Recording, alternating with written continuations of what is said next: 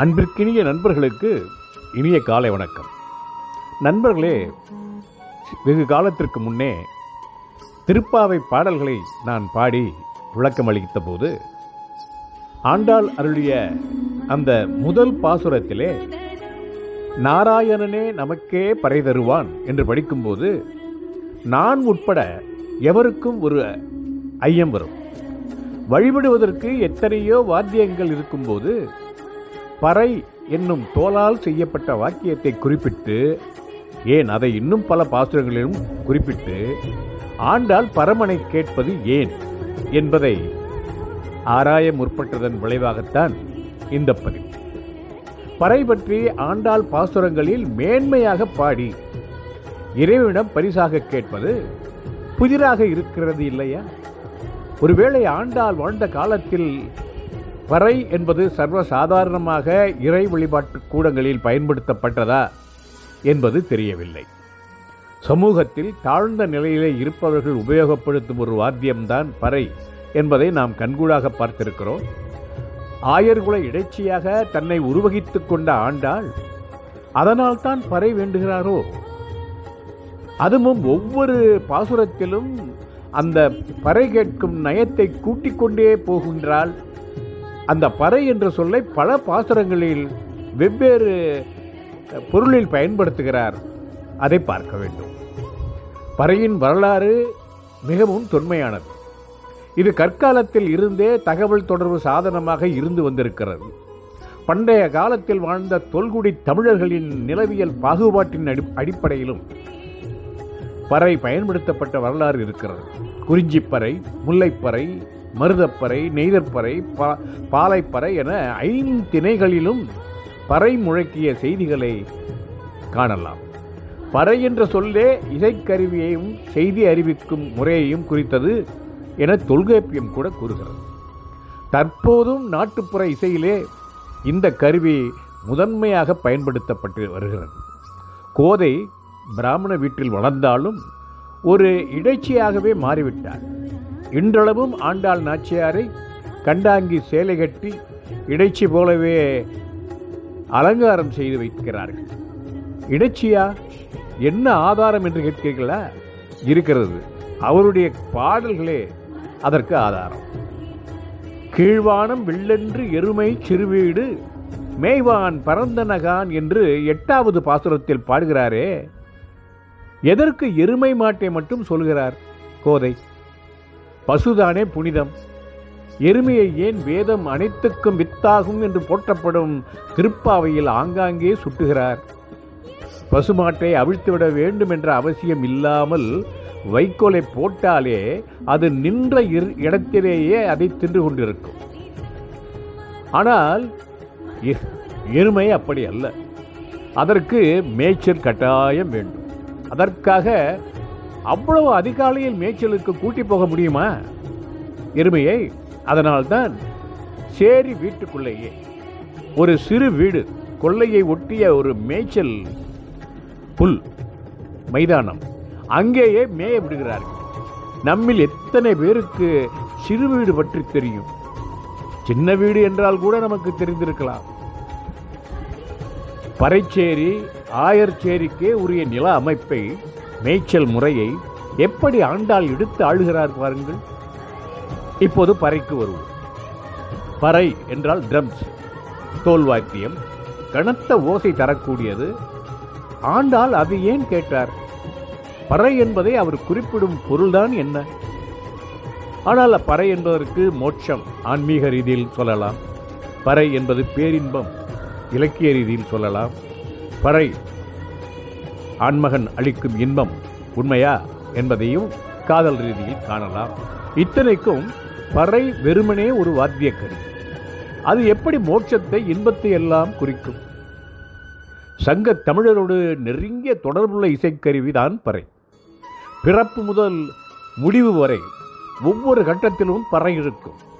போர், உழவு, கூத்து என்று ஒவ்வொரு திணைத்துறையிலும் பல்வேறு பறைகள் அதாவது அரிப்பறை, சிறுப்பறை, ஆகுளிப்பறை என்றெல்லாம் சங்க தமிழில் வருகிறது. அப்பேற்பட்ட சங்க தமிழ் கருவியைத்தான் நோன்பு கருவியாக வைக்கிறாள் கோதை. ஆனால் பறை என்பது வெறுமனே இசைக்கருவி மட்டும்தானா? இல்லை, சமூக வழக்கில் அது அளக்கும் கருவியாகவும் மாறியிருக்கிறது. கூத்து முடிந்தபின் பறையை கவிழ்த்து அதிலேயே காசுகள் பெறும் தெருவோர கலைஞர்களை பார்த்திருக்கிறோம் அல்லவா? முற்காலத்திலே பறையடித்து முடித்ததும் அளந்து விடும் நெல் கூலியை பறையிலேயே வாங்கிக் கொள்ளலாம், பறை கூலி என்று சொல்லலாம். அதே போல தெய்வம் தரும் கூலியும் மோட்சமும் பறை என்று ஆண்டாள் நினைத்து விட்டாரோ என்னவோ. காதலன் தரும் கூலியையும், அதாவது பேரின்பத்தையும், பறை என்று கருதுகிறாள் போலும். ஆன்மீக ரீதியாக பார்த்தோம் என்றால், பிறவி கொடுத்து அதன் கூலியான மோட்சத்தையும் பிறவியின் முடிவிலேயே கொடுத்து விடுகிறான் இறைவன் அல்லவா? எப்படி பறையடித்து கூலியும் அதிலேயே வாங்குகிறார்களோ அது போலத்தானே இருக்கிறது. சரணம் ஆகும் தனதாள் அடைந்தோர்க்கு எல்லாம் மரணம் ஆனால் வைகுந்தம் கொடுக்கும் பிரான் என்று மாறன் நம்மாழ்வார் திருவாய்மொழியில் உள்ளதை பார்க்க வேண்டும். இப்படி கூலி கொடுக்கும் படியளக்கும் ஐயன் இந்த படியளத்தலே பறை. யார் தருவார் பறை? நாராயணனே என்று சொல்கிறார். யாருக்கு தருவார் பறை? நமக்கே தருவார் என்கிறார். நாராயணன் நமக்கே பறை தருவான் என்று முதல் பாட்டை துவக்கிவிட்டார். பறை என்பது உள்ளுரை ஓமம், அதாவது அப்ஸ்ட்ராக்ஷன் ஆஃப் போயட்ரி என்று சொல்வார்கள். பறை எங்கெல்லாம் வருகிறது? மொத்தம் 11 இடங்களில் திருப்பாவை பாசுரங்களில் வருகிறது. நமக்கே பறை தருவான், இது திருப்பாவை 1 மார்கழி திங்கள் என்று ஆரம்பிக்கும் பாசுரம். பாவாய் எழுந்திராய் பாடி பறை கொண்டு, இது கீழ்வானம் வெள்ளென்று துவங்கும் திருப்பாவை பாசுரம். போற்ற பறை தரும் புண்ணியனால் என்றது நோற்று சுவர்க்கம் என்று துவங்கும் 10வது பாசுரம். அரைபறை மாயன் மணிவண்ணன், அது நாயகனாய் நின்று என்ற 18ஆம் பாடலுக்கு உள்ளே வரக்கூடிய சொல். வேல் போற்றி உன் சேவகமே ஏற்றி பறை கொள்வாம், இது அன்றிவுலகம் என்ற பாசுரத்தில் வருவது. உன்னை அறுத்தித்து வந்தோம் பறை தருதியாகில் என்பது ஒருத்தி மகனாய் என்று தொடங்கும் பாசுரத்தில் வருவது. சால பெரும்பறையே பல்லாண்டு இசைப்பாரே என்பது மாலே மணிவண்ணா என்ற திருப்பாவை பாசுரத்தில் வருவது. பாடி பறை கொண்டு யாம் பெரும் சம்மானம் என்பது கூடாரை வெல்லும் சீர் என்ற பாசுரத்தில் வருவது. இறைவா நீ தாராய் பறையேலோர் எம்பாவா என்பது கறவைகள் பின் சென்று என்ற 28வது பாசுரத்தில் வருகிறது. இற்றை பறை கொள்வாய் அன்றுகான் எற்றைக்கும் ஏழேழ் பிறவிக்கும் முன்தனோடு என்று சொல்லுவது சிற்றம் சிறுகாலே என்ற பாசுரத்தில் வருகிறது. அங்கு அப்பறை கொன்ற ஆற்றை பட்டபிரான் கோதை சொன்ன வங்க கடல் கடைந்து என்ற பாசுரத்தில் வருகிறது. திருப்பாவில் மட்டும்தான் இப்படி சிறப்பு சொல்லாட்சியாக இந்த பறை வருகிறது. அதுவும் கடைசி 24 முதல் 30 பாடல்களே தொடர்ச்சியாக ஒவ்வொரு பாடலிலும் வருகிறது இந்த சொல்லாட்சி.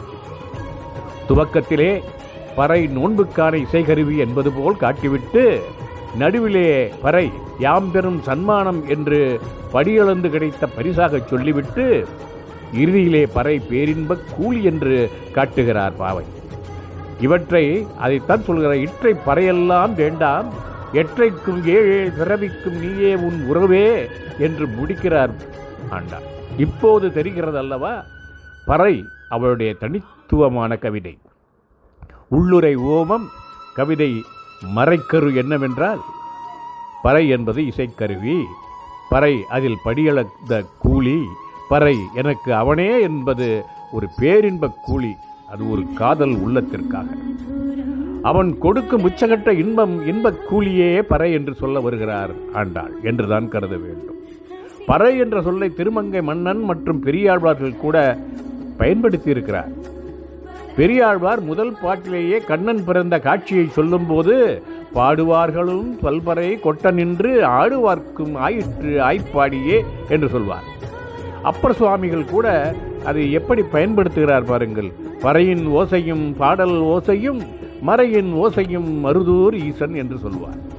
ஆனால் யாருமே அதை ஒரு சொல்லாட்சியாக, கவிதை மறைக்கருவாக பயன்படுத்தவில்லை.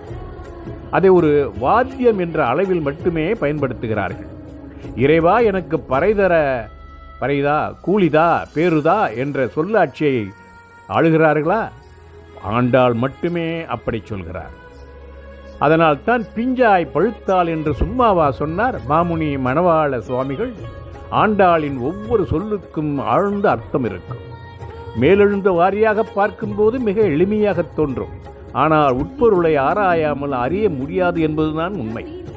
ஆண்டாள் ஆழ்வார்களின் சந்ததியாக அவர்களது ஞானம், பக்தி, வைராக்கியம் ஆகிய மூன்றையும் ஆண்டாளுக்கு சீதனமாக கொடுத்தார்கள் ஆழ்வார்கள்.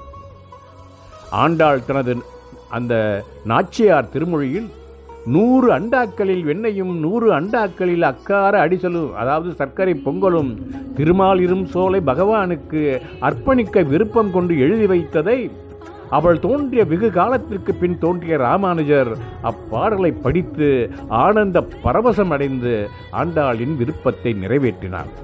அதனால் தானோ என்னவோ பின்னர் ராமானுஜர் திருவில்லிபுத்தூர் ஆண்டாளை தரிசிப்பதற்காக கோவிலின் உள்ளே நுழையும் போது எனது அண்ணன் வருகிறார் என்று அசரி கேட்டது என்று கேட்கும்போது அந்த ஆண்டாளின் விருப்பத்தை நிறைவேற்றியதால் ராமானுஜர் ஆண்டாளின் அண்ணன் ஆகிறார் என்பதை சொல்வார்களே, அதை கேட்கும் போதெல்லாம் மெய்சிலிருக்கும். ஆண்டாளின் பாசுரங்கள் சங்க தமிழ் மாலை என்று 30வது பாசுரத்தில் பார்க்கும். அந்த அளவிற்கு தமிழை ஆண்டவர் ஆண்டாள் என்பதால் அவர் எடுத்தாண்ட சொல் ஒவ்வொன்றும் உயர்வுடையது, ஆய்ந்து அரும்பொருள் காண உகந்தது என்ற முறையிலே பரமனை பாட பறைகேட்ட பாவையின் இந்த ஆய்வை இத்துடன் நிறைவு செய்கிறேன். இனி இன்னொரு நாளில் இன்னொரு கருத்துடன் உங்களை சந்திக்கிறேன் என்று கூறி விடைபெறுகிறேன். நாகராஜன். வணக்கம்.